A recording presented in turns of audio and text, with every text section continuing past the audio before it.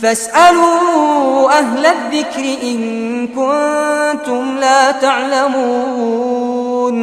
Syukran jazilan Buya atas jawabannya. Baik Buya, pertanyaan selanjutnya. Assalamualaikum Buya. Assalamualaikum. Apakah saya harus meminta maaf secara langsung kepada ulama karena suatu ketika saya berprasangka buruk terhadap beliau, ataukah cukup meminta maaf kepada Allah Subhanahu wa taala untuk dosa prasangka buruk saya terhadap beliau? Karena saya tahu lokasi pondok beliau, sedangkan saya dengan beliau belum pernah berbincang secara langsung. Dan dosa ini membuat saya beban bayangan pikiran saya terus-menerus. Sudah, baik. Bacanya naik tinggi tapi ada lanjutannya. Terus ada lanjutannya. Baik.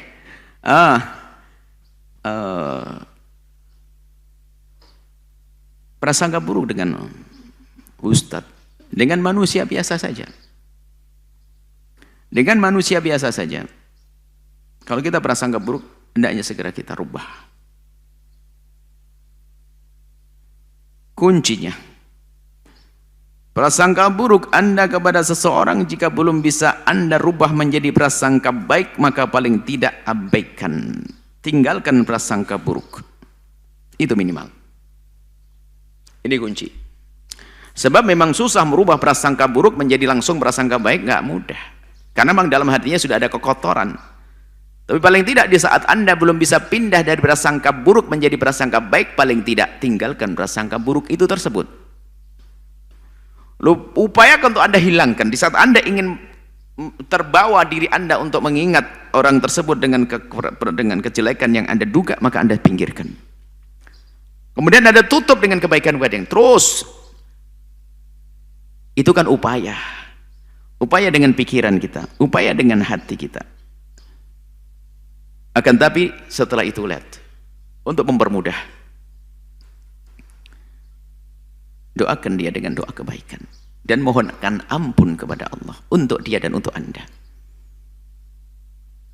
Dalam hadis tentang ghibah, menggunjing, maka kalau kita ingin tobat dari menggunjing seseorang, tidak serta-merta kita langsung datang kepadanya dan minta maaf, sebab datang dan minta maaf belum tentu itu yang maslahah. Bisa jadi justru menambahkan dendam dan benci orang tersebut kepada Anda. Kalau Anda belum mampu dan Anda tidak yakin bahwasanya bakal aman, maka Anda tidak perlu minta maaf, datang langsung kepada yang bersangkutan. Akan tapi ikuti apa yang diajarkan Nabi, yaitu dengan cara seperti engkau menyebutkan kejelekan dia di tempat tersebut, maka sebutkan kebaikan dia. Kemudian yang kedua adalah mohonkan ampun kepada Allah untuknya dan untukmu. Dua hal, termasuk prasangka buruk, karena prasangka buruk ini akan membawa kepada orang gampang ngomongin dia. Jika Anda punya prasangka buruk kepada seseorang, lihat, maka pertama adalah biasakan mencari kebaikan dia, bukan kejelekannya. Sebut sering-sering kebaikan dia, baik di depan telingamu sendiri atau di depan orang lain. Anda prasangka buruk bahasanya dia adalah, mohon maaf misalnya prasangka, kayaknya dia adalah orang yang melakukan keinginan rizkinya nggak haram ini, oke. Tapi Anda pernah melihat dia sering sholat masjid Ramadanan dan sedekah ke masjid. Anda cukup cerita itu, oh Masya Allah, tetangga saya itu, oh iya dia Masya Allah dia sering ke masjid. Itu saja, Anda usah ngomong dianya adalah misalnya minum keras, tidak usah. Apalagi minuman kerasnya Anda menduga saja. Dia pernah sama laki-laki, menduga saja, naudzubillah. Jangan turuti itu. Anda sebut kebaikan-kebaikan yang pasti yang telah Anda lihat, atau kebaikan-kebaikan yang Anda duga, untuk melawan praduga busuk Anda kepada orang tersebut. Dan setelah itu apa? Anda istighfar yang banyak untuk dia dan untuk Anda. Apalagi seorang ulama, naudzubillah, masmumah, kata Imam Ghazali. Beracun kalau kita punya prasangka buruk kepada ulama, itu wotok cer, itu langsung spontan Allah akan uji kita dengan bermacam-macam kehinaan. Apalagi sampai menggunjing mereka, Allah hati-hati. Dikatakan luhumul ulama'i masmumah.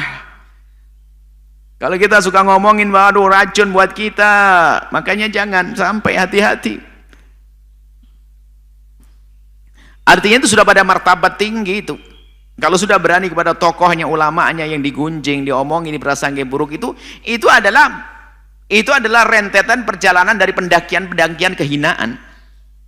Puncak kehinaannya itu. Artinya sudah biasa prasangka buruk pada temannya. Ini makanya jangan main-main, yang biasa prasangka buruk pada temannya nanti bertahap. Hingga sampai prasangka buruk kepada Nabi, sampai kepada Allah. Bukankah ada satu orang yang sudah menghafal Quran berjuz-juz?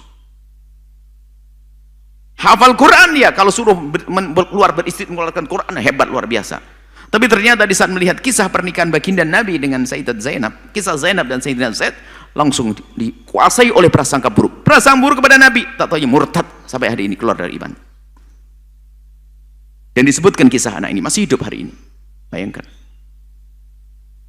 Prasangka buruk jangan sampai prasangka buruk. Dirubah. Kalau belum bisa dirubah dengan prasangka baik, paling tidak tinggalkan. Baik, itu saja. Apa tadi? Anda sebut kebaikan-kebaikan dia yang bisa Anda cari. Baik itu yakin atau Anda duga itu baik, Anda sebut. Biasakan Anda ulang-ulang. Perdengarkan di telinga Anda dan telinga orang di kiri kanan Anda. Dan jangan bicarakan kejelekan dia, apalagi prasangka. Dugaan-dugaan kejelekan. Yang jelek saja nggak boleh Anda omongin. Kalau dugaan lebih lagi nggak boleh.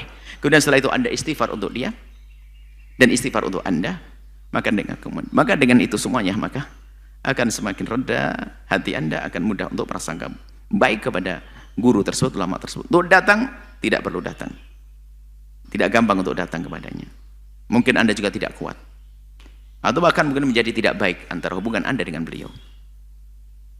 Tapi kalau Anda yakin dia telah membuka, Anda boleh datang. Tapi tidak harus. Cukup dengan cara ini, insya Allah. Itu lebih aman buat Anda, lebih aman buat ustadz tersebut. Wallahu a'lam bishawab.